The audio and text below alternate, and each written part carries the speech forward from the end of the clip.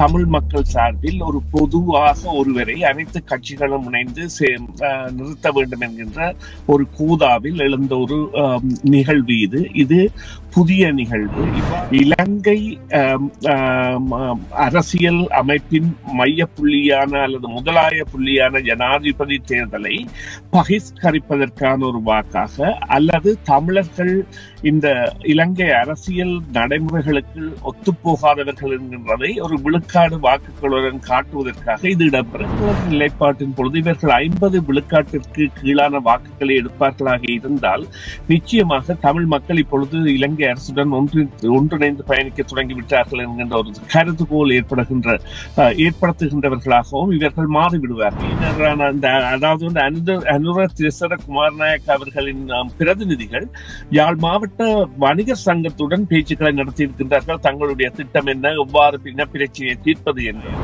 ஆனால் பாதகமாக அமைந்தால் அதற்காக பொறுப்பு கூறலை அவர்கள் ஏற்பார்களா என்று. ஏனென்றால் எந்த ஒரு தமிழ் தேசிய கட்சியும் 1977 பிறகு 50% வாக்குகளை வடக்கு கிழக்கில் பெறவில்லை. அது ஒரு மிகவும் கவலைக்குரிய விடயம். கத்தி மேல் நடக்கின்ற நிலைக்கு மக்களை இட்டுச் செல்கின்றார்கள். தமிழ் தேசியம் என்பதை இங்கே பலிக்கட ஆக்கப்படக்கூடிய சாத்தியம் இருக்கின்றது. கொலம்பியா வீடியோ இப்பொழுது அறிமுகப்படுத்துகின்றது ஹை ஸ்பீட் இன்டர்நெட். தங்கு தடையின்றி துரித கதியில் இணைய இணைப்பின் மூலம் தொலைக்காட்சி நிகழ்ச்சிகளை இடைவிடாமல் பார்த்து மகிழலாம். சீப்பான இன்டர்நெட் மூலம் இதுவரை செழிப்படைந்த உங்களுக்கு இதோ குறைந்த கட்டணத்தில் சூப்பர் ஃபாஸ்ட் இன்டர்நெட். பிரம்டனில் பல் சமூகத்தினர் மத்தியில் நன்மதிப்பை பெற்ற தமிழர் ஸ்தாபனம் கொலம்பியா வீடியோ. இலக்கம் 144 கெனடி ரோடு, ஸ்வீட் 8, பிராம்டன். 9054568433. இது வழக்கம் போல நாங்கள் சமூக அரசியல் உரையாடல்களை நிகழ்த்துவதற்கான நேரம். இந்த முறையும் நிறைய விடயங்கள் சமூகத்தினுடைய பேசுபொருளாக, அரசியல் தரப்புகளிலே, சமூக மட்டங்களிலே அதன் பேசுபொருளாக பல விடயங்கள் இருக்கிறது. ஆனாலும் தமிழர் தரப்பிலே மிக முக்கியமான ஒரு பேசுபொருளாக அண்மைய நாட்கள்ல ஒரு விடயம் மாறி இருக்கிறது. அது நேற்று இன்னுமே அதிகப்படியான பல பேரினுடைய கவனத்தை ஈர்த்திருக்கிறது அப்படின்றதான் சொல்ல வேண்டும். அதுதான் இலங்கையினுடைய ஜனாதிபதி தேர்தலுக்கு தமிழர் தரப்பில இருந்து ஒரு பொது வேட்பாளரை நியமிக்க வேண்டும் என்கிறதுக்கான அந்த முடிவு எட்டப்பட்டிருக்கிறது. ஆக பொது வேட்பாளர் என்றால் யார், இது எந்த அளவுக்கு சாதகமான ஒரு நிலைமையாக தமிழர் தரப்பில இருக்க போகிறது, அப்படியானால் யாரை நாங்கள் ஊகிக்கலாம், இந்த மாதிரியான பல்வேறு விதமான கேள்விகள் மக்களினுடைய மனங்கள்ல இருக்கிற இந்த நேரம். இது தொடர்பான விளக்கத்தையும் விவரத்தையும் வழங்குவதற்காக நாங்கள் அரசியல் ஆய்வாளர் திரு சுரேஷ் தர்மா அவர்களை இணைத்துக் கொள்ள போகிறோம். வணக்கம் சுரேஷ் தர்மா. வணக்கம் பிரியா, வணக்கம் நேர்களே. எப்படி இருக்கிறீர்கள்? நலமாக இருக்கிறீர்களா? நலமாக இருக்கின்றேன், நன்றி. நீங்களும் நலமாக இருப்பீர்கள் நம்புகின்றேன். நிச்சயமாக நலமாக இருக்கிறேன். ஒரு மிக முக்கியமான உரையாடல்ல இன்றைக்கும் எங்களோடு இணைந்து கொண்டமைக்காக மிக்க நன்றி. இந்த தமிழர் தரப்பிலே ஒரு பொது வேட்பாளரை நிறுத்துவது தொடர்பான விடயங்களை பலரும் பேசிக் கொண்டிருக்க, பொது வேட்பாளர் என்றால் யார், இதனுடைய பின்னணி என்ன, வழக்கமாக நாங்கள் நிறுத்துகிற வேட்பாளர்களுக்கும் இந்த பொது வேட்பாளர் என்கிற கருத்தியலுக்கும் இடையில என்ன வித்தியாசம் இருக்கிறது? எளிய மொழியில இதை விளங்குபடுத்த முடியுமா? ஆமாம், இது ஜனாதிபதிக்கான தேர்தல். ஒட்டுமொத்த இலங்கைக்குமான ஒரு ஜனாதிபதியை தேர்வு செய்வதற்கான ஒரு தேர்தலில் தமிழ் மக்களுடைய விருப்புகளை காட்டுவதற்காக தமிழ் மக்கள் சார்பில் ஒரு பொதுவாக ஒருவரை அனைத்து கட்சிகளும் இணைந்து நிறுத்த வேண்டும் என்கின்ற ஒரு கூதாவில் எழுந்த ஒரு நிகழ்வு இது புதிய நிகழ்வு. இவ்வாறான நிகழ்வுகள் கடந்த காலத்தில் இடம்பெற்றிருக்கின்றன என்றால் தனித்து போட்டியிட்டிருக்கின்றார்கள். குறிப்பாக குமார் பொன்னம்பலம் அவர்கள் போட்டியிட்டிருக்கின்றார் 1977 அதன் பிறகு கடந்த தேர்தலில் கூட சிவாஜிலிங்கம் தனியை போட்டியிட்டிருக்கிறார். அதெல்லாம் தனியே ஒரு தமிழர்கள் போட்டியிட்ட நிகழ்வாக இருந்த பொழுதும் இந்த முறை ஒரு பொது வேட்பாளர் என்கின்ற தமிழர்கள் சார்பான அல்லது தமிழ் பேசும் மக்கள் சார்பான அல்லது வடக்கு கிழக்கு மாகாணம் சார்ந்த ஒரு வேட்பாளராக ஒருவரை நிறுத்துவதற்கு தமிழ் கட்சிகள் சில முயற்சிக்கின்றன. இந்த கட்சிகளுக்கு பெரிய கட்சிகள் ஆதரவு கொடுக்கின்றனவா என்றால் அதற்கான அறிகுறிகள் ஏதுமில்லை. எனவே இது ஒரு பொது வேட்பாளர் என்கின்ற நீங்கள் கேட்ட அந்த கேள்விக்கான பதில் என்பது இலங்கை அரசியல் அமைப்பின் மைய புள்ளியான அல்லது முதலாய புள்ளியான ஜனாதிபதி தேர்தலை பகிஷ்கரிப்பதற்கான ஒரு வாக்காக, அல்லது தமிழர்கள் இந்த இலங்கை அரசியல் நடைமுறைகளுக்கு ஒத்துப்போகாதவர்கள் என்கின்றதை ஒரு விழுக்காடு வாக்குகளுடன் காட்டுவதற்காக இது இடம்பெறுகின்றது. நிச்சயமாக. ஆக இதுவரை காலமும் இல்லாமல் இம்முறை நாங்கள் பொது வேட்பாளரை நிறுத்துவது என்பது ஒரு நீண்ட இடைவெளிக்கு பிறகு, இதுவரை காலமும் இல்லாமல் என்று சொல்ல முடியாது, ஆனால் ஒரு நீண்ட இடைவெளிக்கு பிறகு ஒரு பொது வேட்பாளரை நிறுத்துவது என்பது இன்றைக்கு உண்மையிலேயே காலத்தினுடைய தேவையாக ஆகியிருக்கிறதா? தமிழ் தரப்பிலே இல்லாவிட்டால் ஒரு பலம் பொருந்திய கட்சி இன்மை அதற்கான ஒரு காரணமாக இருக்குமா? தலைமையின்மை காரணமாக இருக்குமா? இல்லாவிட்டால் நீங்கள் சொன்னது போலவே உண்மையிலுமே இல்லை, தமிழர்களினுடைய தனித்த போக்கினை காண்பிப்பதற்காக அந்த தனித்துவத்தை காண்பிக்க வேண்டிய காலத்தினுடைய தேவை இருப்பதனாலே இதை நிகழ்ந்திருக்கிறதாக பார்க்கிறீர்களா? முதலாவதாக இந்த பொது வேட்பாளர் என்பது இதுதான் முதலாவது தடவை. எந்த முறையுமே தமிழர்கள் இவ்வாறாக ஒரு செயற்பாட்டில் இணைந்து ஈடுபடவில்லை. இரண்டாவதாக இந்த கேள்விக்கான பதில் என்பது இது ஒரு மிகவும் அபாயகரமான நடவடிக்கை. எங்களுடைய கருத்துக்களை அல்லது தமிழ் மக்களுடைய அபிலாசைகள் என்பன ஸ்ரீலங்கா அரசின் அபிலாசைகளுக்குள் இல்லை என்பதை காட்டுவதற்காக இவ்வாறாக ஒரு தமிழ் மக்கள் சார்பான ஒரு வேட்பாளரை நியமிப்பதாக இருந்தாலும் இது குறித்த செயற்பாடுகளில் முதலாய கட்சிகளாக உள்ள தமிழரசு கட்சியோ அல்லது தமிழ் காங்கிரஸ் கட்சியோ இணங்கவில்லை. தமிழ் காங்கிரஸ் கட்சி இந்த தேர்தலை பகிஷ்கரிக்க வேண்டும் எனவும் தமிழரசு கட்சி இது தொடர்பாக தாங்கள் முடிவெடுக்கவில்லை என்கின்ற நிலையிலும் இருக்கின்றது. இங்கே குறிப்பிடப்பட வேண்டிய விடயம் என்னவென்று சொன்னால், இந்த கூட்டை உருவாக்கியவர்கள் நிச்சயமாக பாராளுமன்றத்தில் அங்கம் வகிக்கின்றவர்கள் என்றால் இல்லை, ஒருவரை தவிர CV விக்னேஸ்வரன். அவர் தமிழ் மக்கள் பேரவை என்பதை ஆரம்பித்து அதன் பிறகு அதனை தமிழ் மக்கள் கட்சி என்கின்ற தமிழ் மக்கள் கூட்டணி என்கின்ற பெயரில் கட்சியாக்கி பாராளுமன்ற உறுப்பினரானவர். ஏனையவர்கள் பாராளுமன்ற அங்கத்துவம் இல்லாதவர்கள். இங்கே உள்ள விடயம் என்னவென்று சொன்னால் பிரியா, இங்கே இவர்கள் எடுத்துக் கொண்டிருக்கின்ற கருதுகோள் அல்லது அந்த மெய்ப்பொருளாக காண்பிக்க விரும்புகின்ற விடயம் தமிழ் மக்கள் இலங்கை அரசுடன் ஒத்துப்போகவில்லை என்று. அதற்கான ஒரு ஆதரவு தளம் இங்கே எவ்வளவு இருக்கின்றது என்பது தமிழ் மக்களுடைய போக்கை தீர்மானிக்கின்ற சக்தியாக அமைந்துவிடும். குறிப்பாக இவர்களது நிலைப்பாட்டின் பொழுது இவர்கள் 50 விழுக்காட்டிற்கு கீழான வாக்குகளை எடுப்பார்களாக இருந்தால் நிச்சயமாக தமிழ் மக்கள் இப்பொழுது இலங்கை அரசுடன் ஒன்றிணைந்து பயணிக்க தொடங்கிவிட்டார்கள் என்கின்ற ஒரு கருதுகோள் ஏற்படுத்துகின்றவர்களாகவும் இவர்கள் மாறிவிடுவார்கள். இதற்கான காரணம் என்னவென்று சொன்னால், இந்த வடக்கு கிழக்கு மாகாணங்களில் அதிகமாக தமிழர்கள் வாழுகின்ற மாகாணமான யாழ் மாவட்டங்களில் அதிகமாக தமிழர்கள் வாழ்கின்ற யாழ் மாவட்டத்தில் கூட கடந்த தேர்தலின் பொழுது சுமார் 60% வாக்குகள் தான் இந்த தமிழ் தேசிய கட்சிகளுக்கு கிடைத்தது. அவை 3 கட்சிகளாக போட்டியிட்டன. ஒன்று தமிழரசு கட்சி பெரும்பான்மை ஆசனங்களை பெற்றது, அதற்கு அடுத்ததாக தமிழ் காங்கிரஸ் கட்சி 2 ஆசனங்களையும், பிறகு பி விக்னேஸ்வரன் ஒரு ஆசனத்தையும் பெற்றார். மறுபக்கமாக அனைத்து கட்சிகளும் இப்பொழுது டக்ளஸ் தேவானந்தா அவர்கள் PDP மற்றும் அங்கஜன் ராமநாதன் போன்றோர் எல்லாம் அதாவது பொதுமக்கள் ஐக்கிய முன்னணி மற்றும் ஐக்கிய தேசிய கட்சிகள் பெரும்பான்மையான வாக்குகளை பெற்றன. இப்பொழுது இருக்கின்ற சூழ்நிலையில் இவ்வாறு இடம்பெறுமா மற்ற மாவட்டங்களில் என்றால் அதற்கான சாத்தியங்கள் வலுவே குறைவு. ஏனென்றால் அங்கே இஸ்லாமிய மக்கள் இருக்கிறார்கள், சகோதர இனமான இஸ்லாமிய மக்கள் இருக்கின்றார்கள்.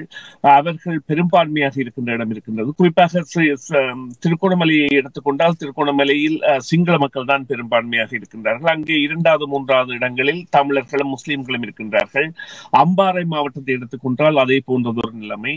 மட்டக்களப்பு மாவட்டத்தை எடுத்துக்கொண்டால் அங்கே கடந்த தேர்தலில் 60% வாக்குகளை ஏனைய கட்சிகளும், இந்த தமிழ் தரப்பு என்பது சுமார் 35%க்கும் குறைவான வாக்குகளையும் பெற்றிருந்த நிலைமையை நாங்கள் கண்காணிக்கக்கூடியதாக இருந்தது. இந்த நிலையில் இந்த தேர்தலின் பொழுது வாக்கு என்பது எவ்வாறு செலுத்தப்பட போகின்றது என்பதை யாருமே தீர்மானிக்க முடியாது. என்றால் வாக்களிக்க செல்கின்றவர் அங்கே உள்ள ஒரு பெட்டிக்குள் வைத்து வாக்களிக்க போகின்றார்.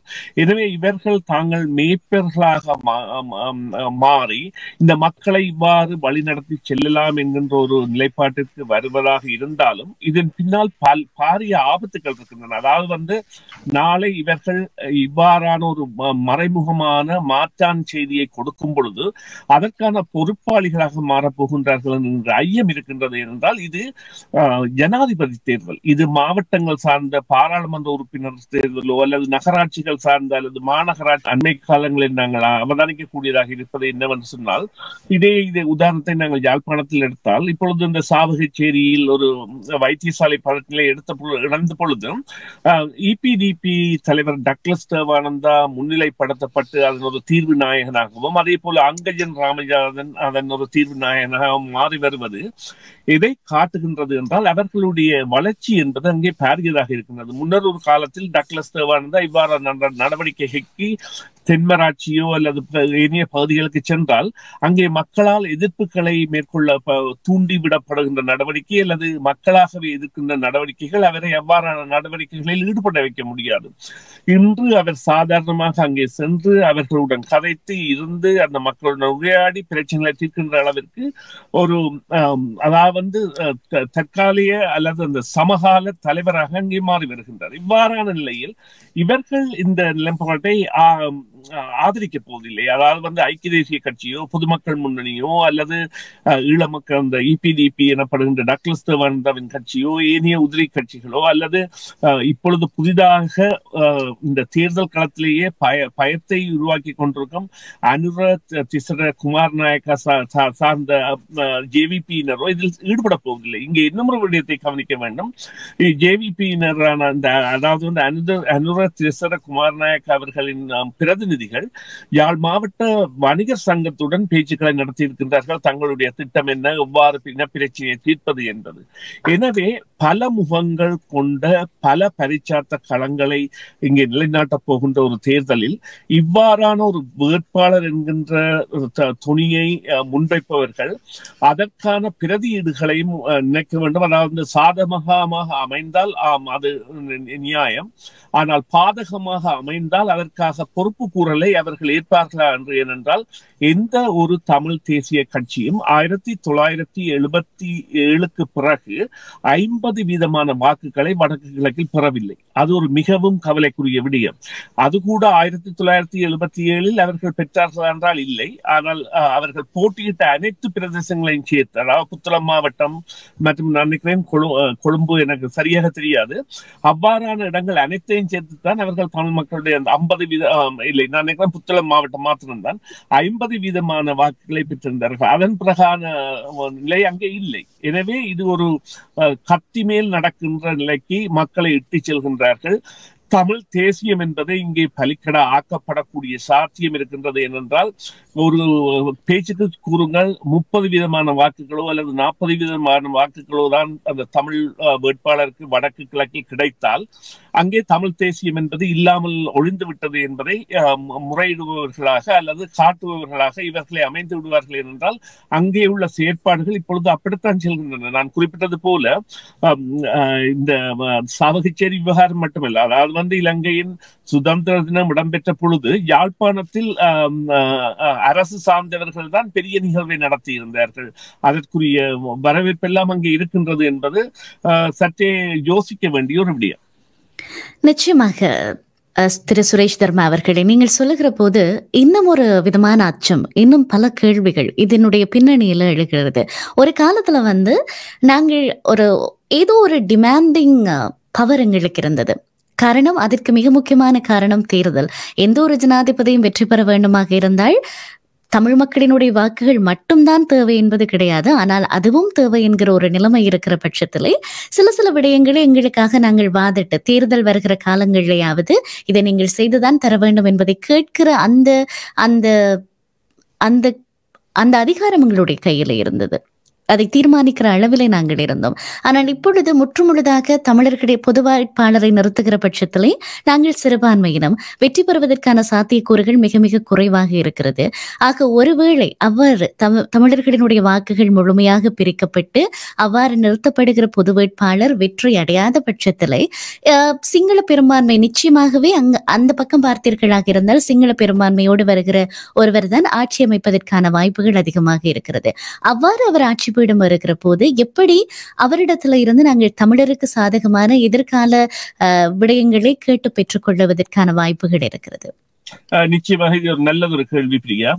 இங்கேதான் நிலைமை அந்த மாறுபட போகின்றது. எவ்வாறு என்று சொன்னால், இந்த வேட்பாளராக நியமிக்கப்படுவதற்கோ ஒட்டுமொத்தமாக தமிழ் மக்கள் வாக்களிப்பார்களா என்றால் அதற்கான சாத்தியக்கூறு அறவே இல்லை.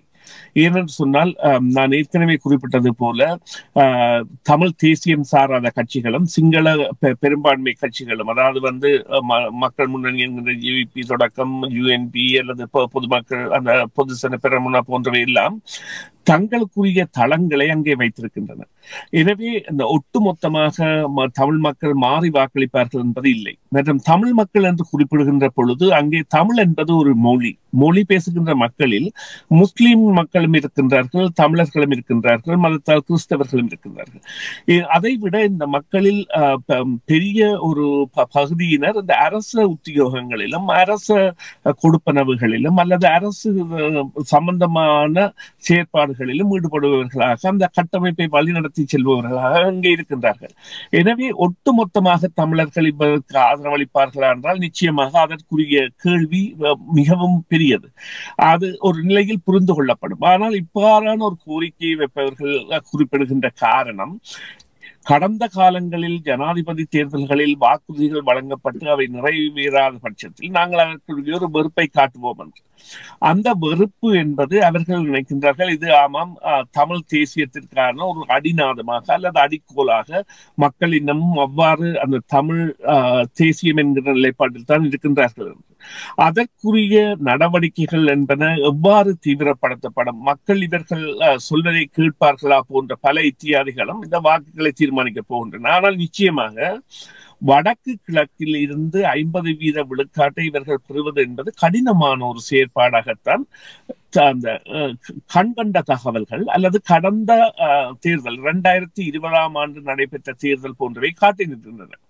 அதைவிட இந்த பொது வேட்பாளர் என்பவர் ஒரு கட்சி சார்ந்தவராக வந்தால் மற்ற கட்சிகள் அதில் பின்வாங்கக்கூடிய நிலைமை இருக்கின்றது. அதைவிட இதனை முன்னெடுத்து செல்கின்ற அந்த பி. விக்னேஸ்வரன் என்கின்ற அரசியல்வாதியின் கருத்துப்படி, அதாவது அவர் இப்பொழுது கூறுகின்ற கருத்து என்னென்றால், முதல் வாக்கை நீங்கள் தமிழ் வேட்பாளருக்கு கொடுங்கள், உங்களது இரண்டாவது தெரிவை நீங்கள் வேறு உங்களுக்கு விரும்பியவருக்கு கொடுங்க. அது இன்னும் ஆபத்தான முடியும். அதாவது சமிஞ்சைகள் மூலம் இவ்வாறு ஒருவரை இன்னொருவர் ஆதரிப்பதாக கட்சிகள் பிரிந்து போட்டியிடக்கூடிய நிலைமை இருக்கின்றது. எனவே இது நான் குறிப்பிட்டது போல இவர்கள் கைச்சாத்திருக்கின்றார்கள், வரவேற்கத்தக்கது. பொது அமைப்புகள் இதில் ஈடுபடுகின்றன, வரவேற்கத்தக்கது. ஆனால் இதன் சாதக பாதகங்கள் என்பன ஆராயப்பட்டனவா புள்ளி விவர அறிக்கை அந்த அடிப்படையில் அல்லது ஆய்வு அடிப்படையில்? எங்களுக்கு இவ்வாறான பாதகங்கள் இங்கே இருக்கின்றன. மன்னார் மாவட்டம், வவுனியா மாவட்டம் கூட முஸ்லிம் மக்களையும் சிங்கள மக்களையும் பிரதிநிதித்துவப்படுத்துகின்ற மாவட்டங்கள். முல்லைத்தீவில் கூட ஒரு தொகை சிங்கள மக்கள் இருக்கின்றார்கள், ஏனைய பகுதிகளில் சிறு சிறு தொகையாக இருந்தாலும். அதை விட திருகோணமலை, அம்பாறை என்பன முற்று முழுதாக அவர்கள் பெரும்பான்மையாக உள்ளனர். எனவே இவ்வாறான நாங்கள் வடக்கு கிழக்கு என்கின்ற பிரதேசங்களில் 50 விழுக்காட்டை எடுக்க முடியுமா என்கின்ற ஒரு ஆய்வுகளை அவர்கள் செய்து அதன் பிறகு இவ்வாறான முடிவை எட்டுவார்களாக இருந்தால், அதை ஏற்கனவே செய்திருந்தார்கள் என்றால் பாராட்டுவோம். ஆனால் இதற்குரிய ஒரு பொறுப்பு கூறலையும் அவர்கள் ஏற்றே ஆக வேண்டும். ஏனென்றால் முதல் 2 தமிழ் தேசியம் சார்ந்த கட்சிகளும் சம்பந்தப்படாமல் இது ஒரு தனி வழிநடத்தலில் எவ்வாறு தமிழ் மக்கள் பேரவை என்பது இது கட்சி அல்ல, இது மக்களுக்கான கோரிக்கை என்று சி.வி. விக்னேஸ்வரன் தமிழ் அரசு கட்சியிலிருந்து விலகி அவர் வடக்கு மாகாண முதல்வர், அதாவது மாகாண சபையின் முதல்வராக போட்டியிட்ட பொழுது அதிக விருப்பு வாக்குகளை பெற்றவராக இருந்தும் அவர் தமிழரசு கட்சியிலிருந்து பிரிந்து இந்த மக்கள் பேரவை என்பதை ஆரம்பிக்கின்ற பொழுது அது மக்களுக்கான நடவடிக்கை இயக்கமாக ஆரம்பிக்கப்பட்டது.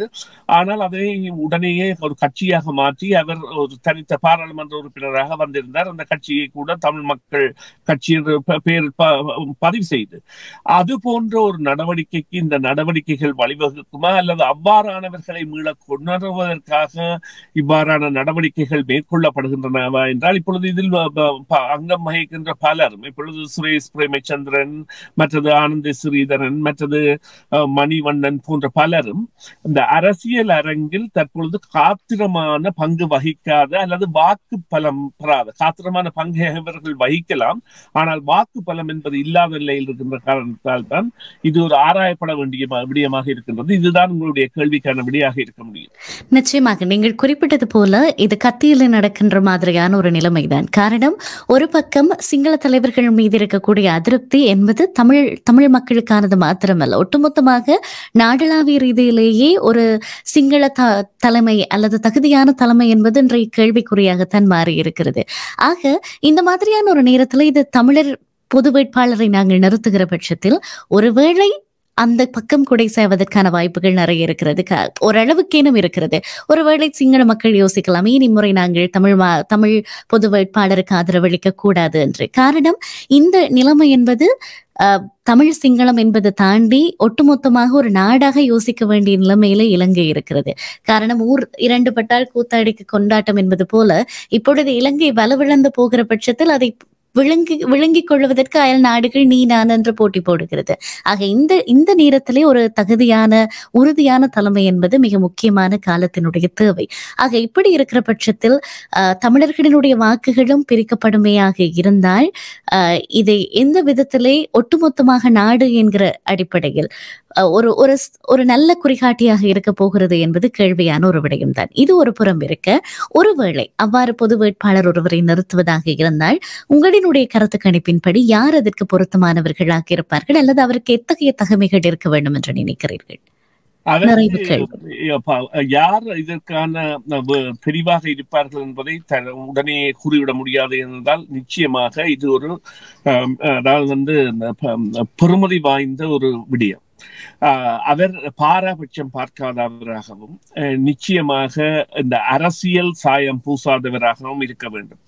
கட்சிகள் ஒன்றிணைவது என்பது ஒரு கோட்பாட்டின் அடிப்படையில். ஆனால் அதற்காக இந்த நிலைப்பாட்டில் ஒரு கட்சி அதிக லாபத்தை பெறுவதற்கு யாரும் அனுமதிக்க மாட்டார்கள். இப்பொழுது குறிப்பாக கூறுங்கள், இப்பொழுது இந்த கைச்சாதிடுகின்ற கட்சிகளின் சார்பில் ஒருவர் வருகின்றார் என்றால் அது நிச்சயமாக அந்த நோக்கத்தையே காயப்படுத்திவிடும், அல்லது அதனை அப்படியே அதாவது மறைக்க செய்துவிடும். எனவே இந்த வருகின்றவர் ஒரு பொது வெளியில் இருந்து கட்சிகள் சாராத ஒரு நபராகவும் கல்வி தகமை உள்ளவராகவும் இருக்க வேண்டும். அதற்கான ஆய்வை அவர்கள் மேற்கொள்ள வேண்டும். நான் குறிப்பிட்டது போல நீங்களே அதனை குறிப்பிட்டிருந்தீர்கள். இதற்கான ஆய்வு என்பது மேற்கொள்ளப்படாமல் நடக்கின்ற பொழுது இந்த வருகின்ற ஜனாதிபதி என்பவரின் நிலைப்பாடு எவ்வாறு இருக்கும், அல்லது அவர்களுடைய நடவடிக்கைகள் எவ்வாறு செல்லும் என்கின்ற கேள்விக்குறிகள் இருக்கின்றன என்றால், அவர்கள் இதனை ஒரு வேளைகளில் இந்த வாக்கு வீதங்கள் குறைந்தால் இவர் இந்த பொது வேட்பாளருக்கு வடக்கு கிழக்கில் நாங்கள் பார்க்க வேண்டும். ஏனென்றால் சிங்கள பகுதிகள் நிச்சயமாக இவர்களுக்கு ஆதரவாக வராது. ஏனென்றால் அவர்கள் அந்த இன உணர்வின் அடிப்படையில் இறுதியில் செயற்படுகின்றவர்கள். ஜனாதிபதி வேட்பாளர்களில் குறிப்பாக சஜித் பிரேமதாச, அனுரதிசர குமாரநாயக்க மற்றும் ரணில் விக்ரமசிங்கே ஆகியோர் கூட அந்த இன உணர்வுகளை இறுதியில் பயன்படுத்துவார்களா என்றால் நிச்சயமாக பயன்படுத்துவார்கள். அவர்கள் எந்தவித தயக்கமும் இல்லாமல் அதனை பயன்படுத்துவார்கள். அவ்வாறான ஒரு நிலைப்பாட்டில் இருக்கின்ற பொழுது இவ்வாறு வருகின்றவர் நிச்சயமாக ஒரு பொது மக்களால் அவர் ஒரு வனப்பிதாவாக இருக்கலாம், அல்லது ஒரு மத குருவாக இருக்கலாம், அல்லது ஒரு பொது அமைப்பில் தன்னை அடையாளப்படுத்தியவராக இருக்கலாம் என்றால் இதில் ஒரு 80க்கு மேற்பட்ட அமைப்புகள் விருப்பம் கொண்டுள்ளன இந்த செயற்பாடு இவ்வாறு இடம்பெற வேண்டும் என்று. எனவே அவ்வாறாக வர வேண்டும். அதனை விடுத்து இரண்டாவதாக ஏலவே இருக்கின்ற அரசியல்வாதிகளை துரோகிகள் என்று கட்டம் போட்டு சிலரை தவிர்த்து மற்றவர்களுடன் பயணிப்பது போன்ற செயற்பாடுகளில் இந்த பொதுமக்கள் அமைப்புகள் ஈடுபட முடியாது. ஏனென்றால் இந்த பொதுமக்கள் அமைப்புகளில் உள்ள ஒரு சிலரின் கருத்துக்கள் கூட முக்கியமான அரசியல் பிரமுகர்களை தவிர்ப்பதாக அல்லது அவர்களை வெறுப்பதாக இருக்கின்றது. அவ்வாறான கருத்து கூறல்களில் இந்த பொதுமக்கள் அமைப்புகள் ஈடுபடக்கூடாது. ஏனென்றால் இவர்களுடைய நோக்கம் அனைத்து தரப்பையும் இணைத்து பயணிப்பது என்பது.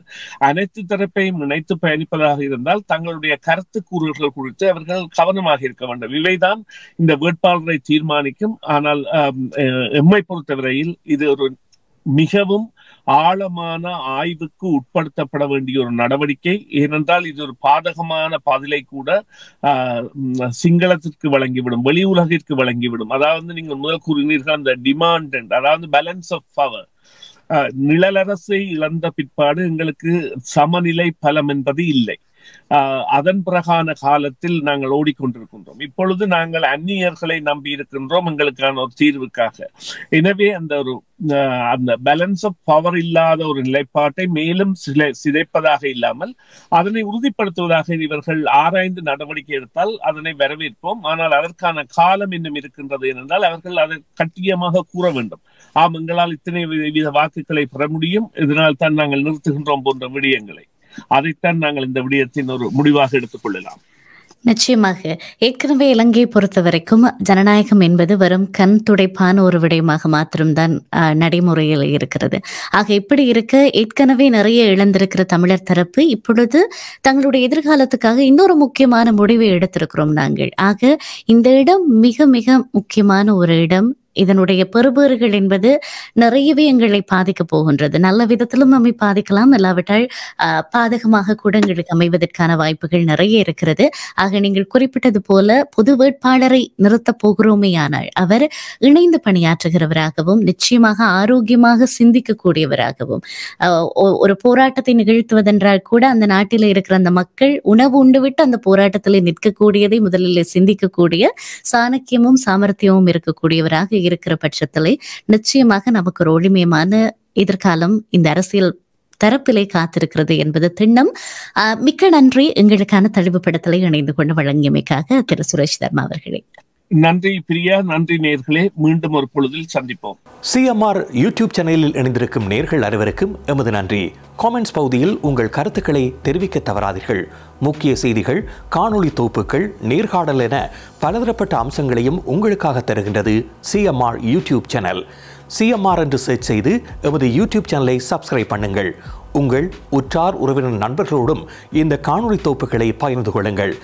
அருகில் இருக்கின்ற முக்கிய காணொளி தொகுப்புகளையும் தவறவிடாமல் பாருங்கள்.